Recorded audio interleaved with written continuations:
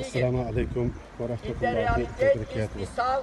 Dünyanın her qaysı yerlerde yaşayotgan Uyghur Müslüman qarindoshlarimiz Allah'ın güzel selamları olsun.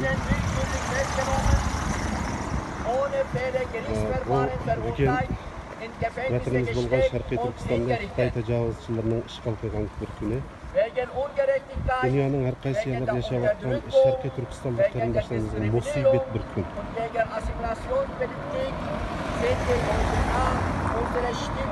Xitay konsuli München'den başka bir yerge yetkilgenligi ama nəhayət çoğ bir yerni alğanlığı.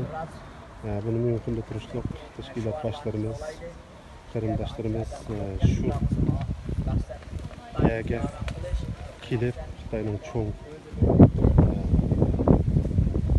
mana bu Xitayning binası, şu elçixanası. Bunun içinde Xitayning içinde işleydigan Xitay elçixanasida hizmet qilayotgan muşunun içinde turdiganligi ma'lum bo'ldi. Şunu bugün bizim Şərqi Türkistan davasını qilayotgan qarindoshlarımızın hammasi bu adresini tepki kelib mana bu yerda bugün 10. ayning biri Uyghur xalqining musibet kunida namayish qilinadi. Menschenrechte für Uiguren! Freiheit für politische Gefangenen! Freiheit für politische Gefangenen! Demokratie für Uiguren! Menschenrechte für Uiguren! Menschenrechte für Uiguren! Freiheit! Freiheit! Freiheit für Uiguren! Freiheit für Uiguren! Demokratie für Uiguren! Menschenrechte für Uiguren! Freilassen politische Gefangene! Freilassen politische Gefangene! Freilassen für Uiguren! Freiheit für Uiguren! Freiheit für Uiguren! Dünya Uyghur Komitenin reisi Dolkun İsa tacavuzçılara karşı özünün canlılık şuvarları bilen karşılıklı gösterdi. Dolkun İsa'nın ailesi bütün Şərqi Türkistanlık München'de kurulatkan qarindoshlarımız Əgişi, Gürmançı, Uygurçı, Xitayçı şuvarlarıyla narazılıkını bildirip atıldı. Stop das Massaker! Stop das Massaker! Freiheit! Freiheit! Uygurlarga erkinlik! Uygurlarga erkinlik! Yaşasın müstakillik! Yaşasın müstakillik! Yaşasın insan hakları!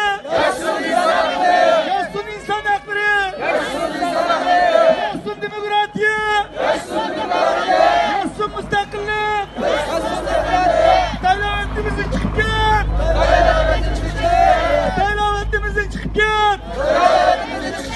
Vatan bizim! Vatan bizim! Vatan bizim! Şehitlerin kısası çok umalımız!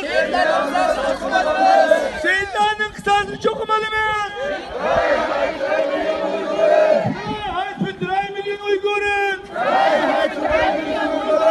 Assalamu alaikum Ekrem.